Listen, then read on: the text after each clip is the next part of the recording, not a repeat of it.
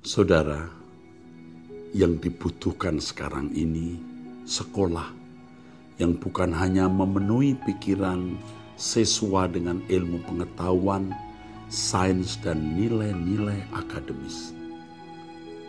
Tetapi sekolah yang mempersiapkan siswa-siswinya menjadi manusia Allah, man of God, yang suatu hari kalau mereka menjadi insinyur, dokter, pengacara, pendidik, pengusaha, dan lain sebagainya, menjadi orang-orang yang melayani Tuhan, melebarkan kerajaan Allah di bidangnya.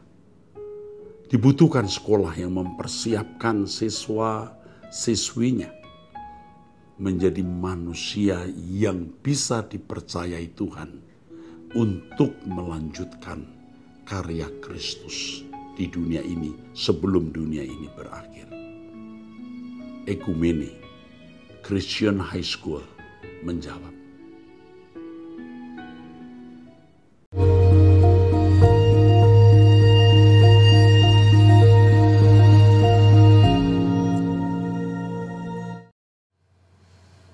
Salam saudara, kita kembali mengikuti Abam, Anda bertanya Alkitab menjawab. Kita memasuki episode 538 dari pria usia 56 tahun.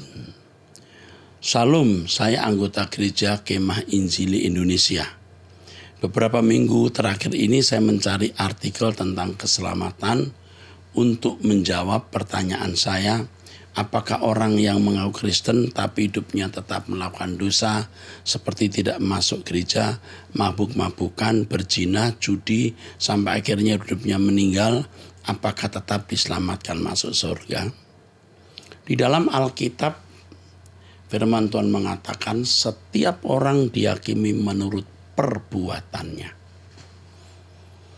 Jadi yang dihakimi seseorang itu bukan imannya tapi perbuatannya. Dari perbuatan itu nampak imannya. Jadi kalau orang Kristen mabuk-mabukan, berzina, judi, pasti masuk neraka. Kalau mereka berkata, saya percaya Pak. Percaya itu bukan hanya mulut. Dari bahasa aslinya pisteuo artinya menyerahkan diri kepada objek yang dipercaya. Jadi kalau seseorang berkata percaya Tuhan, dia harus menyerahkan diri kepada Tuhan. Dan orang yang menyerahkan diri kepada Tuhan adalah orang yang mengikuti jalan Tuhan atau kebenaran Tuhan. Dia harus hidup benar sesuai dengan kehendak Tuhan.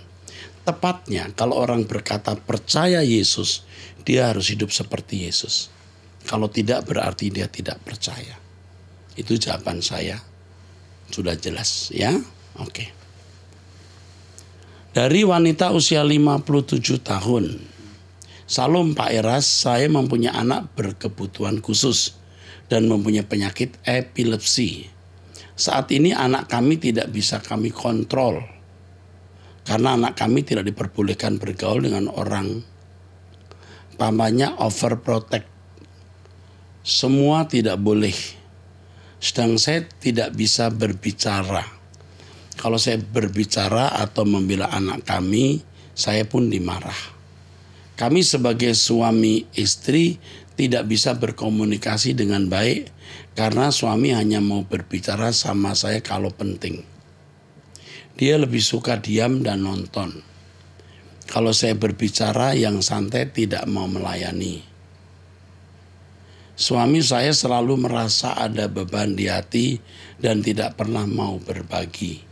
Jadi kalau saya tidak tahu bebannya sampai harus ke dokter jiwa. Jadi kalau saya tidak tahu bebannya sampai harus ke dokter jiwa. Saya merasa tidak dihargai. Saat ini saya bingung dengan anak kami. Saya takut dengan masa depan anak kami karena anak kami suka ngamuk-ngamuk. Usia anak kami sudah 22 tahun. Anak ibu berkebutuhan khusus. Tapi suami ibu juga berkebutuhan khusus. Hanya beda kebutuhannya. Saya benar-benar prihatin ya membaca ini. Ibu berat Tetapi saya ingatkan satu hal kepada ibu. Tidak ada pencobaan melampaui kekuatan kita. Saya encourage ibu untuk tetap berjuang bagaimana menjaga anak ibu.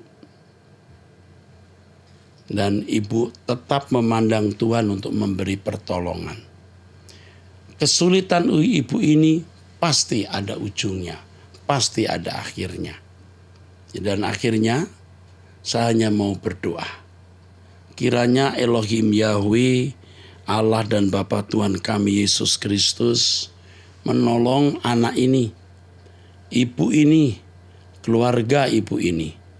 Bapa, aku mohon dalam nama Yesus Kristus, tolonglah Bapa. Amin. Ibu, jangan ribut dengan suami. Jadi suami maunya begitu, udah. Kalau dia tidak mau bicara, jangan diajak bicara. Ibu bicara kepada Tuhan saja. Sabarkan hatimu. Ingat, ibu bisa mengatasi ini. Ibu bisa menghadapi ini. Dan hal ini ada ujungnya. Tunggu, ada ujungnya. Beritahu kami, beritahu saya. Kalau Tuhan sudah beri jalan ajaib cara Tuhan menyelesaikannya. Saya sudah minta Bapak Yahweh menolong ibu. Dari wanita usia 61 tahun, kenapa anak saya terutama nomor 1 belum dapat jodoh dan juga anak saya nomor 3. Kedua-duanya laki-laki dan saya sering difitnah. Kenapa ya Pak? Mohon petunjuk dan doa Bapak Pastor Eras. Yang pertama Bu, hidup tidak harus menikah. Jangan jadi beban. Anak ibu menikah dapat jodoh yang salah, ibu malah menyesalinya. Jangan menyesali anak yang belum menikah. Hiduplah bersama dengan anak dan ikut Truth ID. Ibu, kita akan bersama di langit baru, bumi baru. Kita akan memperoleh apa yang tidak kita peroleh di bumi ini. Ibu sering difitnah. Ibu jangan membalas fitnah dengan fitnah atau kejahatan dengan kejahatan. Ibu mengampuni, ibu memaafkan, ibu melupakan, ibu akan ditolong Tuhan. Demi nama Tuhan Yesus Kristus, Bapak di surga menolong ibu ini. Tuhan tolong, kasihani. Ibu ikut doa pagi bersama saya. Tuhan akan memberi hikmat nanti, ya. Tuhan memberkati. Dari pria usia 60 tahun sudah menikah. Saya masturbasi disebabkan istri tidak mau melayani. Sedangkan dokter bilang jika sperma tidak dikeluarkan akan menjadi prostat.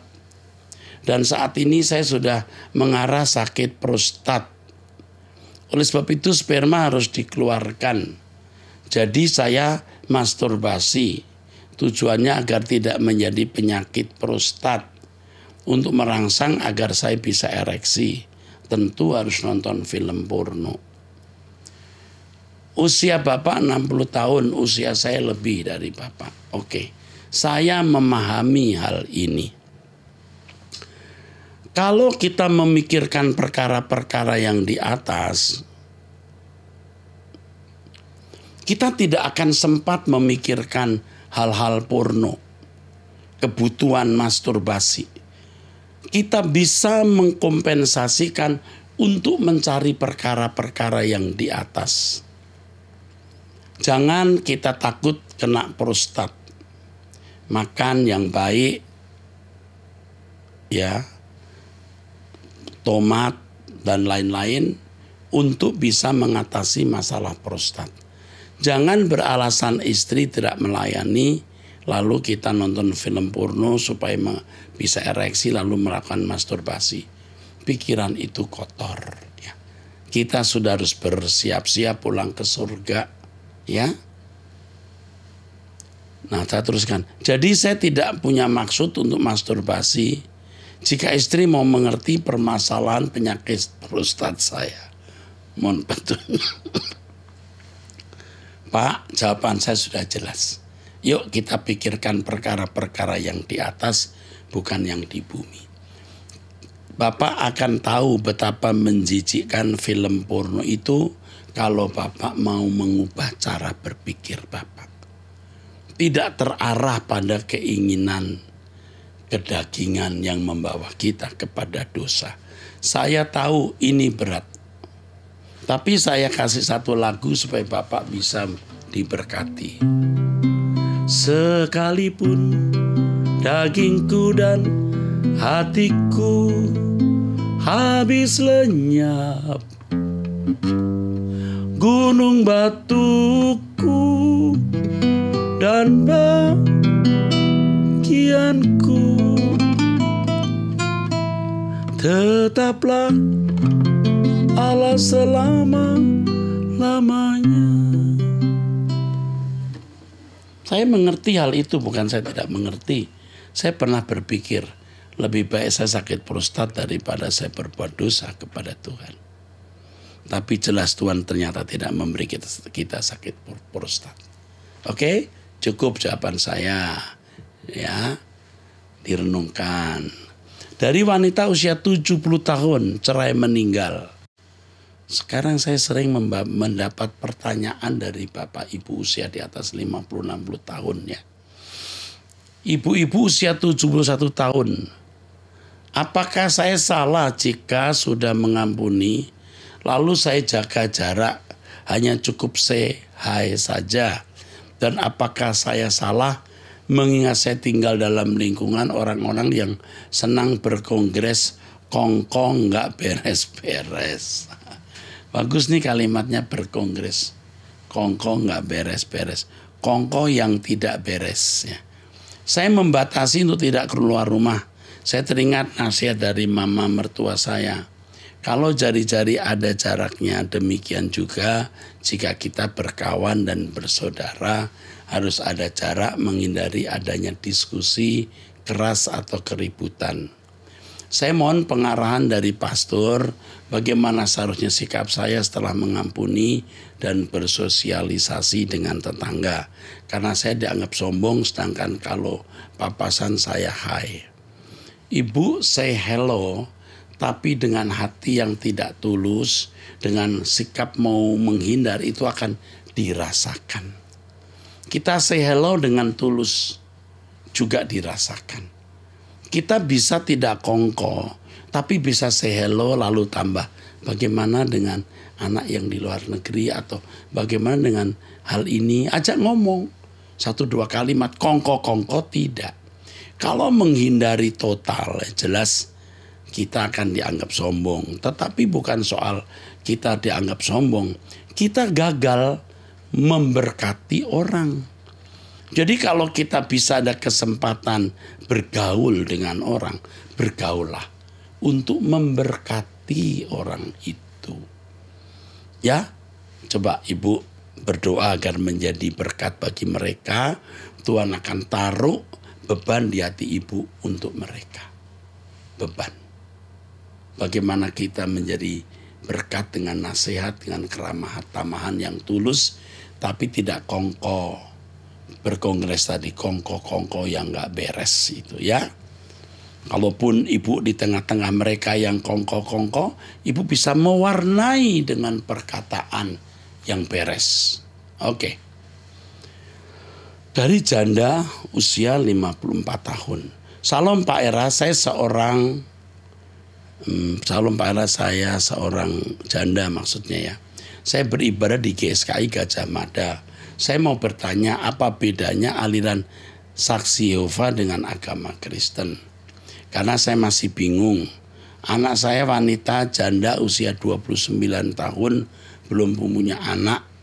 Yang mana suaminya sudah meninggal.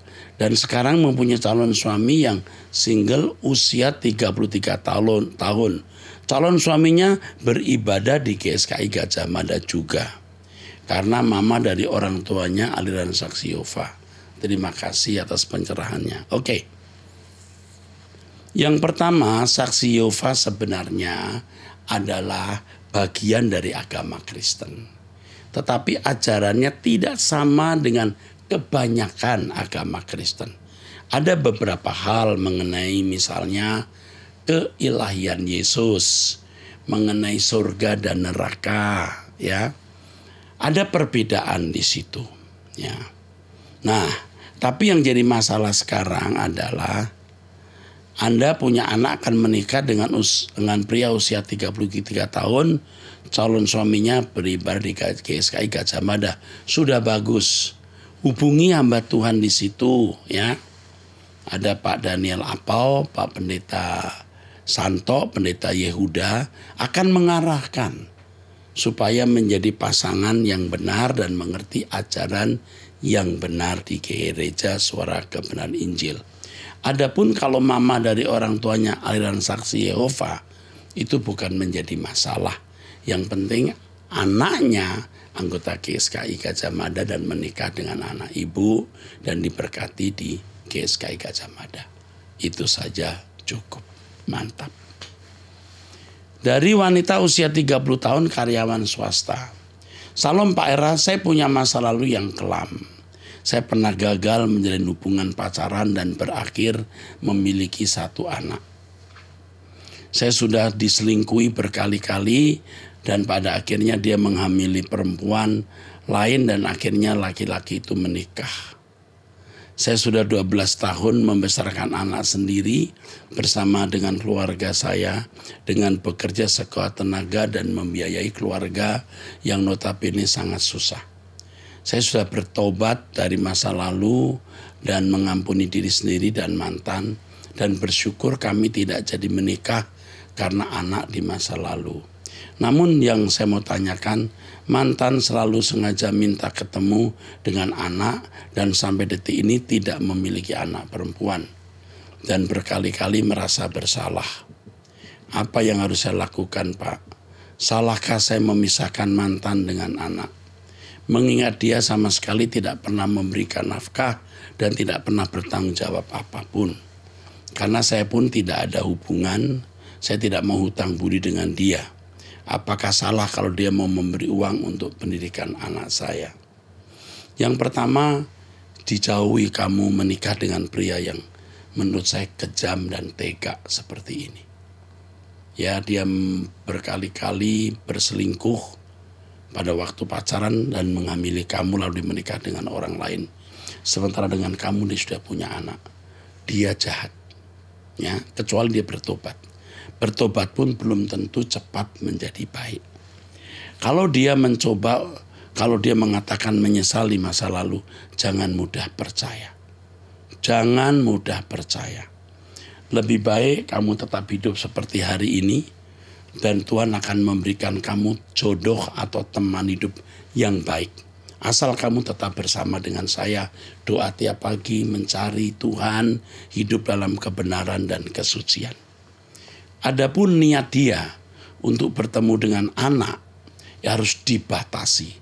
Jangan dilarang sama sekali, tapi dibatasi.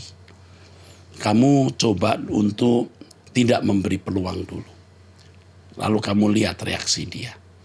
Kamu harus jelas memberitahukan kepada anakmu yang perempuan seluk-beluk kehidupan papanya. Jika sudah waktunya dijelaskan.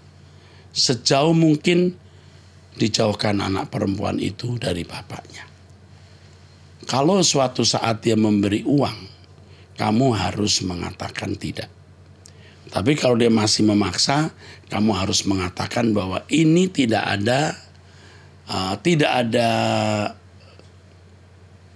transaksional. Artinya kalau sudah memberi, jangan lalu kamu punya hak tertentu.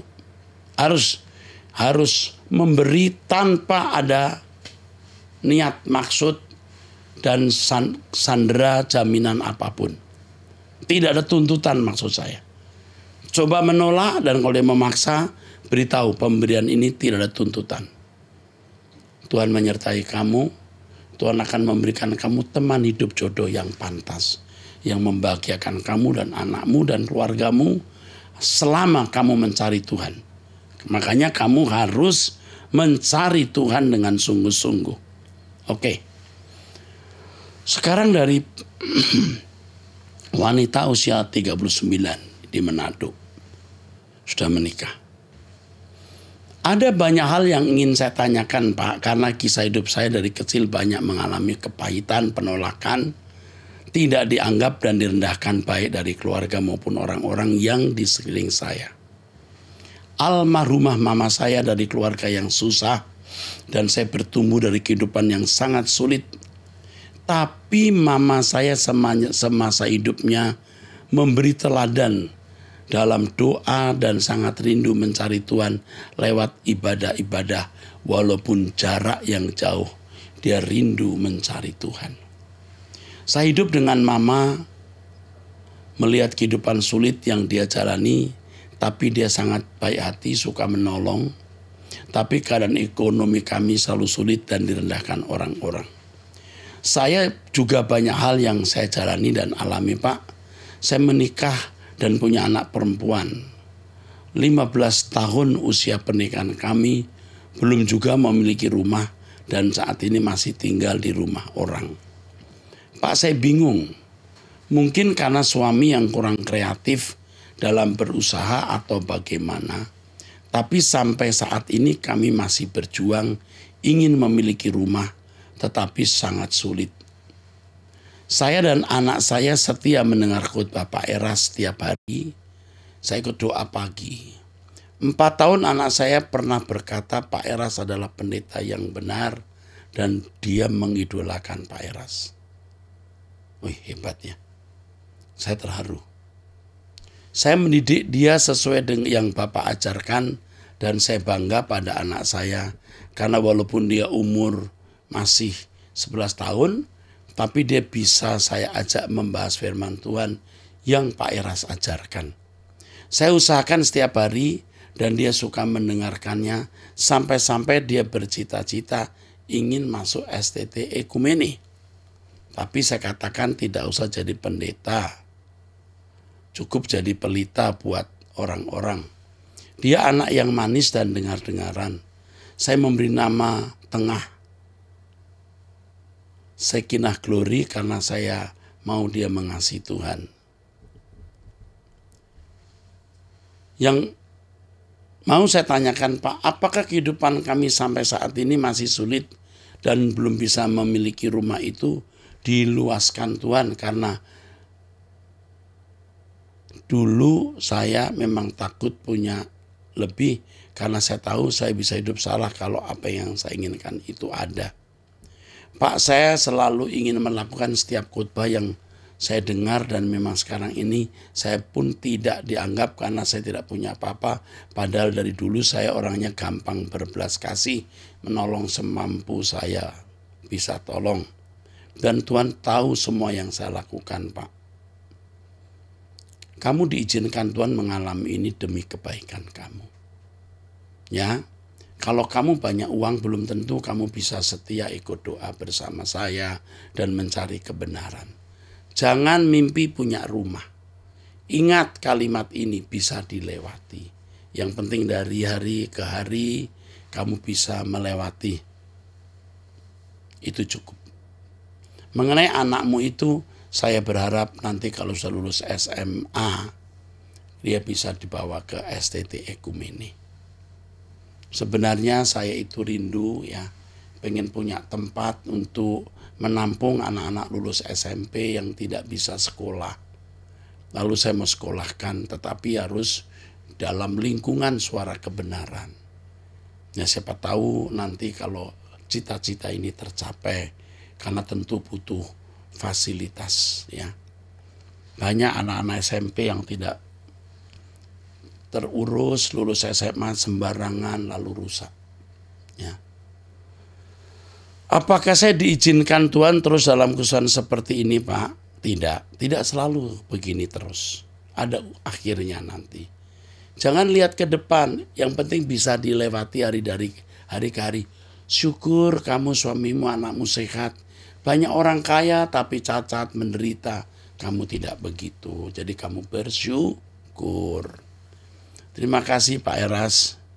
Saya merasa salah satu orang yang diistimewakan oleh Tuhan boleh mengenal Bapak dan khotbah Bapak yang menyembuhkan luka hati saya dan keberdian hidup saya. Kamu merasa salah satu orang yang istimewa, diistimewakan Tuhan karena mengenal saya. Saya mau mengatakan tulus juga. Saya merasa istimewa, bisa mengenal kamu yang mendapat kekuatan dari apa yang saya lakukan.